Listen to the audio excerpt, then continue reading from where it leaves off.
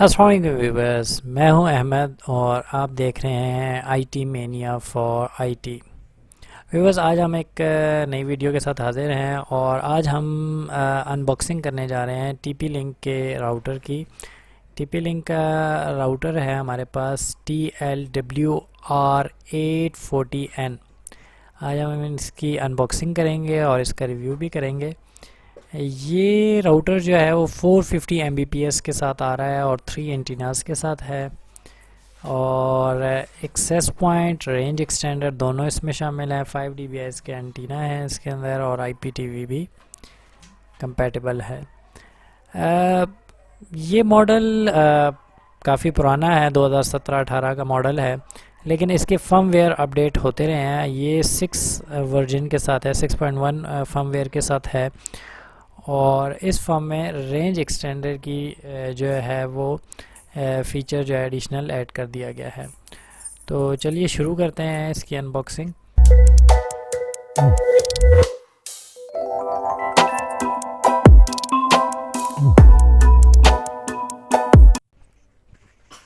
तो व्यूअर्स, ये हमारे पास बॉक्स ओपन करने के बाद सबसे पहले हमारे पास इसकी यूज़र मैनुअल है, और इसके अलावा इसकी वारंटी डिटेल्स वगैरह हैं। तो इसको हम निकाल लेते हैं। इसमें आप देख सकते हैं कि थीटर ऐप जो है इसकी, जो आप मोबाइल के थ्रू इसकी कॉन्फ़िगरेशन कर सकते हैं, उसके बारे में भी दिया गया है यूज़र मैनुअल।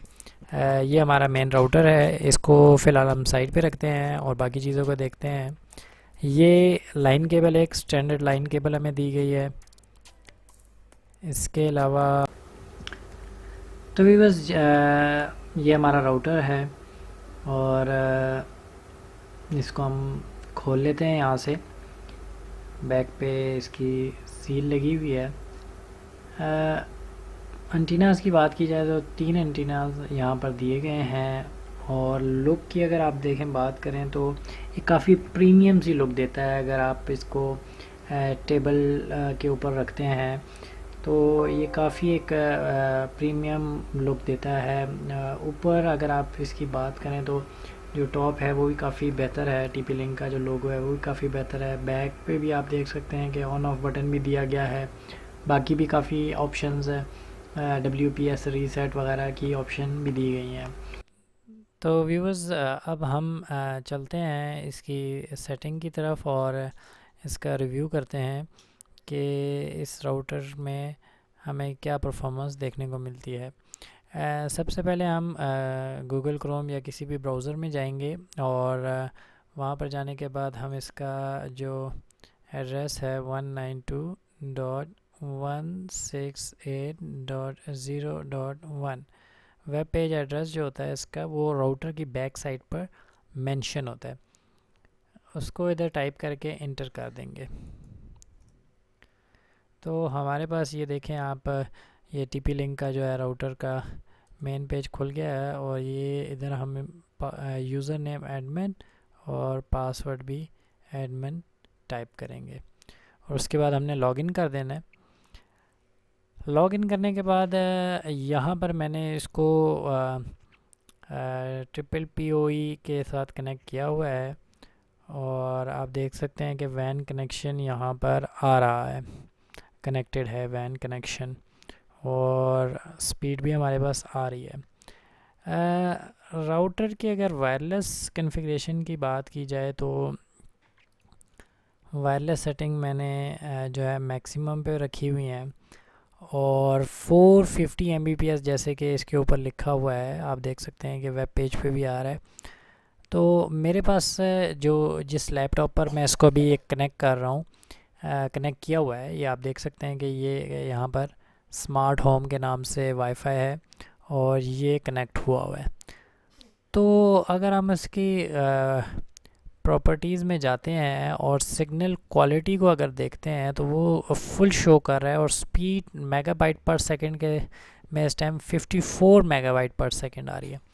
राउटर से लैपटॉप का जो डिस्टेंस है वो टोटल 7 से 8 मीटर है टोटल। अगर मैं कहूँ तो साथ साथ बीच में आप कह सकते हैं कि एक वॉल आ रही है बस। और ये स्पीड इतनी कम है, जो कनेक्टिंग स्पीड है वो 54 मेगाबाइट पर सेकंड के हिसाब से है। अभी आप देख रहे हैं 117 पे चली गई है। मैक्सिमम भी मैंने जो देखा है ये तकरीबन 150 पर ही जा रहा है। तो परफॉर्मेंस जो है वो मुझे इतनी कोई ख़ास नहीं, अभी देखें 26 पर भी चला गया।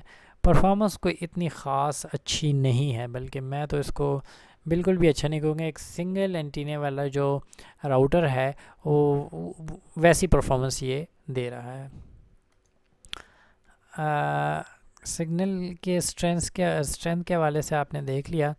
अच्छा, इसमें जो अगर हम क्विक सेटअप में जाएं तो यहाँ पर जब हम नेक्स्ट करते हैं तो हमारे पास 3 तरह की ऑप्शन आती हैं वर्किंग मोड में: standard wireless router, access point या रेंज एक्सटेंडर।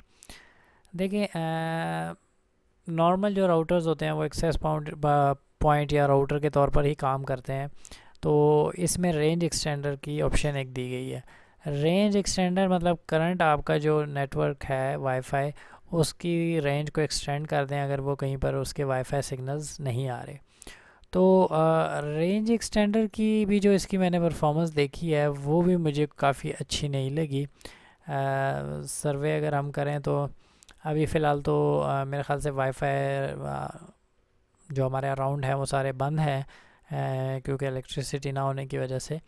लेकिन सर्वे भी बनिस्बत मैंने जो 840 टीपी लिंक का जो है उसका चेक किया तो 840 सर्वे में स्टेबिलिटी देता है, सिग्नल स्टेबिलिटी उसमें होती है। अब आप देखें कि ये टेंडा का एक राउटर आ रहा है और सिग्नल जो स्ट्रेंथ है 8 dBi। अब अगर मैं इसको रिफ़्रेश करके दोबारा करूं तो शायद ये इसको दोबारा देखे ही ना या इसको सर्च कर ही ना पाए। तो रेंज एक्सटेंडर में तो ये मैं इसको बिल्कुल रिकमेंड नहीं करूँगा आपको। बाकी ये एक नॉर्मल राउटर ही है। अगर रेंज एक्सटेंडर के फीचर को बीच में से निकाल दिया जाए तो बाकी इसमें कुछ ख़ास नहीं है। 450 Mbps भी ये नहीं देता। हाँ, राउटर के पास बैठ के आप 450 Mbps शायद ले पाएँ कनेक्टिविटी।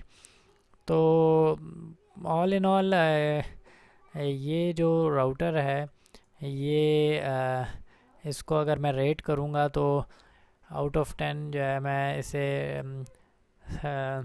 6 आउट ऑफ 10 मैं इसको दूँगा।